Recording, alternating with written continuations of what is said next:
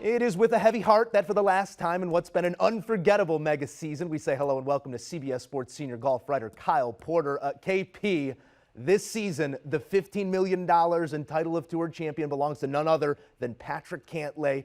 He starts the season on fire, goes quiet for a couple months there, then back with a bang, closing out the season with a pair of victories. Outside of a Brinks truck worth of cash here, what does this mean for the 29-year-old Cantlay? Well, I think he was 26 whenever the season started 3 years ago. But look, this is a big deal for Patrick Cantlay because it's another win for him. You know, it's technically a PGA Tour win. He didn't finish at the top.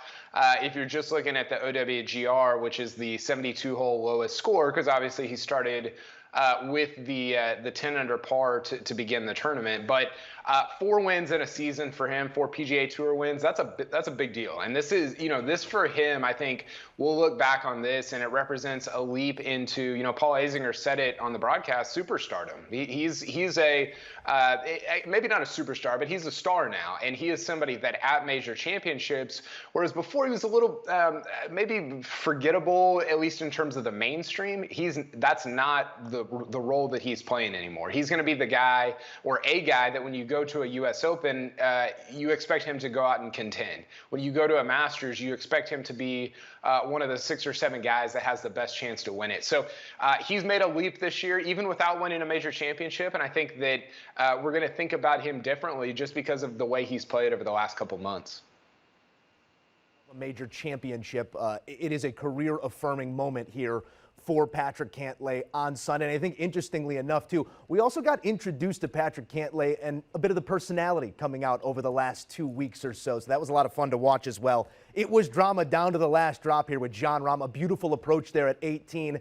His season in many ways unforgettable and forever linked to Cantlay's season-long successes, from stepping aside with that positive COVID case at the Memorial, which Cantlay ends up winning, to falling just short here at East Lake. Rahm, statistically the best in the world, KP, but really not a whole lot of hardware to show for it.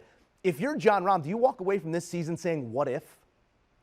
Yeah, I think so, because, and it's hard because you can measure seasons in a bunch of different ways. And one of those ways is how many tournaments did you win? How many times were you handed a trophy on the PGA Tour?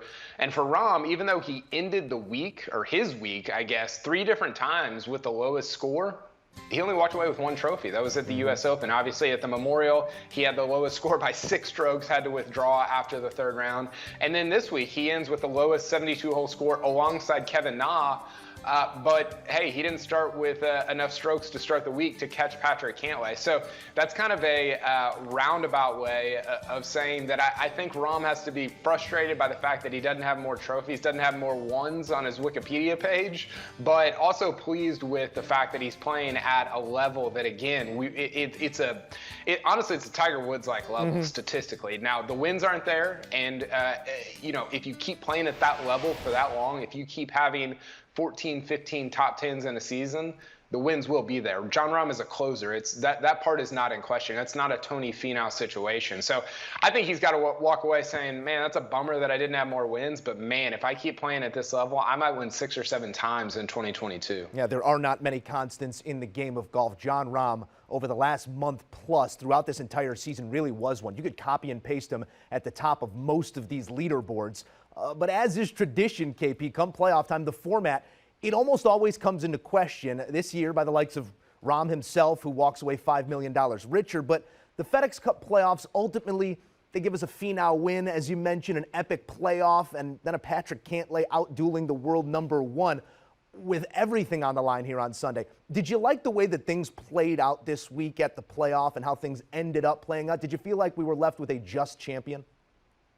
Yeah, I thought it was good. Look, the playoffs are always going to be difficult because it's at the end of, we were joking about it, it's at the end of a really, really long season where it's just not the most important thing. Your Masters, your U.S. Open, your PGA Championship, all the majors are ultimately, if you look at the season as a whole, those are the more important events. And so it's difficult to kind of get up once again for these last 3 events at the end of the year. But look, like the staggered start, it can be made fun of. It can be, you can say it's goofy. You can say, hey, like Jon Rahm said, the way it's set up doesn't necessarily reward the guy that was the best all year.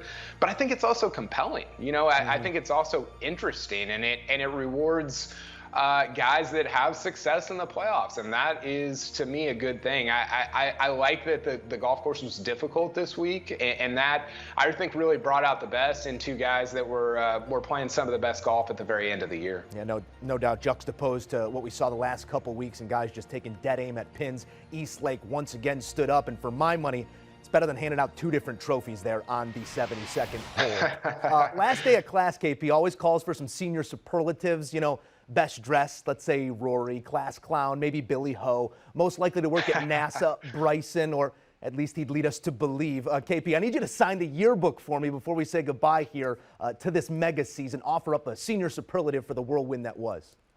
Yeah, my superlative is, look, Jon Rahm should be player of the year. And that sounds a little weird because he only won that one time at the U.S. Open. It was a memorable win. Those two birdies at Torrey Pines still resonating. Still, I can still hear, the resounding sounds that were displayed on those last two holes. But I just think he was the best guy. And Rory McIlroy talked about this on Saturday. Even though Cantlay's got those 4 wins, and Morikawa's got a couple wins, and Stuart Sink has a couple wins, and Bryson and all these guys. The way that Rahm played, the consistency is what Rory talked about, the consistency with which he played all year. We undervalue top 10 appearances. He was an auto top 10 every single time out. And just because he didn't get that Memorial win, didn't get a chance to go to a playoff with Kevin Na, who he tied this week at the Tour Championship, doesn't mean he shouldn't be Player of the Year. So I think we've entered this modern era where we are rewarding Major League Baseball pitchers, even if they don't get wins because of their advanced statistics. And I think we've started to do a little bit the same in golf. And I think that because of that, because Rahm's strokes gained and all the different advanced stats that we have that say he was the best guy, because those are more prevalent now, I think he should be the PGA Tour Player of the Year for this season. So perhaps Rahm does eventually get his second trophy this season. Through parity, through pandemic, and everything in between, our guy Kyle Porter been with us all season here on HQ, and for that we say thank you, KP.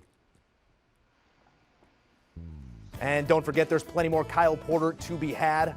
There is no off-season with the First Cut podcast. Our guys take you under the ropes and into the action each and every week, including a full breakdown of what we just saw at Eastlake and what's to come at the Ryder Cup. Download, subscribe, and enjoy the First Cut podcast.